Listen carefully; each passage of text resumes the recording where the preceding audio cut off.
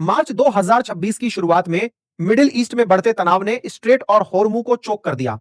यह संकरा जलमार्ग दुनिया भर में एलएनजी की सप्लाई की सबसे बड़ी लाइफलाइन है। एलएनजी यानी वो नेचुरल गैस जिसे दुनिया भर में आसानी से शिप करने के लिए लिक्विफाई किया गया है। इसका कॉर्पोरेट असर तुरंत देखने को मिला। अडानी टोटल गैस की प्रमुख पार्टनर और फ्रेंच एनर्जी दिग्गज टोटल एनर्जीज ने अपना 15% प्रोडक्शन बंद कर दिया। सप्लायर्स ने फोर्स मेजोर लागू कर दिया, जो एक लीगल क्लॉ है जिसका इस्तेमाल अपरिहार्य आपदाओं के दौरान कॉन्ट्रैक्ट्स को सस्पेंड करने के लिए किया जाता है, जिसने इस स्ट्रेट से होने वाले इंटरनेशनल शिपमेंट्स को पूरी तरह से ठप कर दिया। भारत के अंदर इस रुकावट ने एक भयंकर एलपीजी शॉर्टेज क्राइसिस पैदा कर दिया। जहां घर परिवार कुकिंग फ्यूल के लिए संघर्ष कर रहे थे, वहीं देश के विशाल इंडस्ट्रियल सेक्टर को गैस सप्लाई में भारी कटौती के खतरे का सामना करना पड़ा। यह कैंडलस्टिक चार्ट 11 मार्च 2026 के मार्केट रिएक्शन को दिखाता है, जहां ग्लोबल एनर्जी इंडेक्स बुरी तरह गिर रहे थे। अडानी टोटल गैस ने अपना अपर सर्किट हिट कर दिया, जो कि एक दिन में प्राइस बढ़ने की अधिकतम लिमिट होती है। स्टॉक ने एक ही सेशन में 19.99% का गेन किया और 566 रुपए 90 पैसे पर क्लोज हुआ। एक गैस डिस्ट्रीब्यूटर का वैल्यूएशन ठीक उसी दिन आसमान छू गया जिस दिन उसका इंटरनेशनल सप्लाई सोर्स पूरी तरह से कट चुका था। जिस दिन उसका जहां यह क्राइसिस कई लोगों के लिए तबाही का संकेत था, वहीं इसने एक छिपे हुए स्ट्रक्चरल एडवांटेज को उजागर किया। सरकार बीच में कदम रखने वाली थी, जिससे कंपनी के कोर बिजनेस के चारों ओर एक सॉवरेन मोड बन गया। 33 करोड़ भारतीय परिवारों की रसोई को बचाने के लिए सरकार ने एसेंशियल कमोडिटीज एक्ट लागू कर दिया। 9 मार्च को मिनिस्ट्री और पेट्रोलियम एंड नेचुरल गैस ने एक इमरजेंसी मैंडेट जारी किया, natural gas supply regulation order 2026। यह तीन पिरामिड इस ऑर्डर की सख्त हायरार्की को दर्शाता है। सरकार ने डोमेस्टिक पाइप नेचुरल गैस और व्हीकल फ्यूल को प्रायोरिटी सेक्टर 1 का स्टेटस दिया। कानून के मुताबिक इन सेक्टर्स को उनकी 100% डिमांड मिलनी ही थी, जिसने उन्हें इंटरनेशनल शॉर्टेज से कानूनी रूप से बचा लिया। अडानी टोटल गैस के लिए यह रेगुलेशन एक लाइफलाइन थी। कंपनी की कुल गैस वॉल्यूम का 70% हिस्सा इन्हीं प्रायोरिटी सेक्टर्स को सप्लाई होता है। उनका ज्यादातर रेवेन्यू स्ट्रीम अब एक सरकारी मैंडेट द्वारा कानूनी रूप से सुरक्षित था। यह पाई चार्ट उनके बाकी एक्सपोजर को ब्रेक डाउन करता है।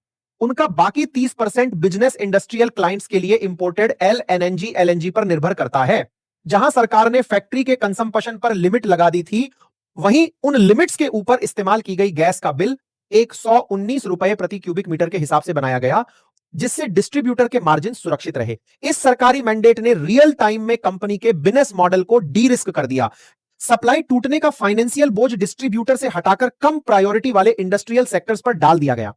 अपर सर्किट इस बात का संकेत था कि मार्केट को यह एहसास हो गया था कि सरकारी दखल ने कंपनी के कोर कैश फ्लो को पूरी तरह से गारंटी कर दिया है।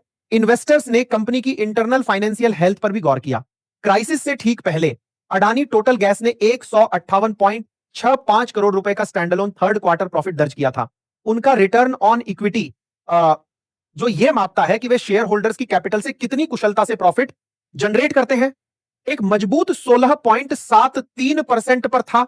यह बैलेंस स्केल उनके कंजर्वेटिव डेट मैनेजमेंट को दर्शाता है।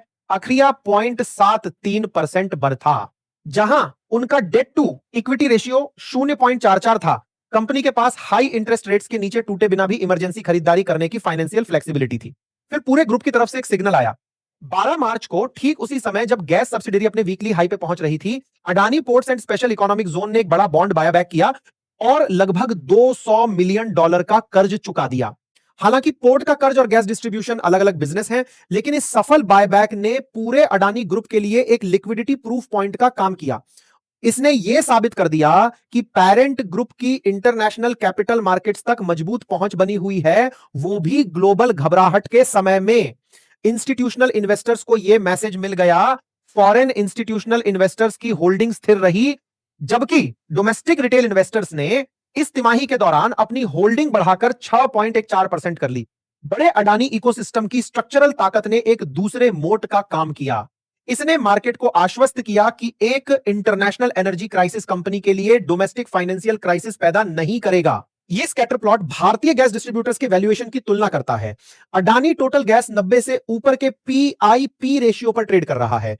पीआई रेशियो एक कंपनी के स्टॉक प्राइस की तुलना उसकी प्रति शेयर कमाई से भी करता है, जबकि इसके कॉम्पिटिटर्स 10 से 16 के बीच ट्रेड करते हैं। मार्केट इस कंपनी को एक ट्रेडिशनल यूटिलिटी के बजाय एक ग्रीन टेक्नोलॉजी प्लेयर के रूप में प्राइस कर रहा है। कंपनी अपने सरकार द्वारा सुरक्षित गैस कैश फ्लो का इस्तेमाल भारी कैपिटल एक्सपेंडिचर को फंड करने के लिए कर रही है। वे नई एनर्जी वर्टिकल्स में शिफ्ट हो रहे हैं और देश भर में इलेक्ट्रिक व्हीकल और बायोगैस इंफ्रास्ट्रक्चर बना रहे हैं। यह मैप एक डेडिकेटेड सब्सिडियरी के जरिए उनके ई मोबिलिटी एक्सपेंशन को ट्रैक करता है। वे अपनी लाइसेंस्ड टेरिटरीज में तेजी से चार्जिंग इंफ्रास्ट्रक्चर बिछा रहे हैं। अभी से भी मैप अपनी 10 का साफी बना रहे हैं और आप हैं और कंबशन इंजन से बैटरी पावर की तरफ हो रहे ट्रांजिशन को कैप्चर कर रहे हैं।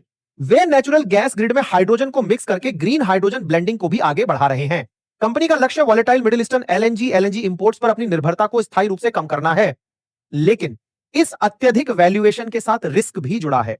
अगर ग्रीन टेक्नोलॉजी को अपनाने की रफ्तार धीमी पड़ती है या इंफ्रास्ट्रक्चर रोलआउट में कोई रुकावट आती है तो यह स्टॉक भारी करेक्शन का शिकार हो सकता है। मार्च 2026 की इस तेजी ने कंपनी की दोहरी पहचान को साबित किया। वर्तमान में एक सरकार द्वारा सुरक्षित यूटिलिटी जो भविष्य के क्लीन एनर्जी नेटवर्क को फंड कर रही है। दोस्तों, फंड के इससे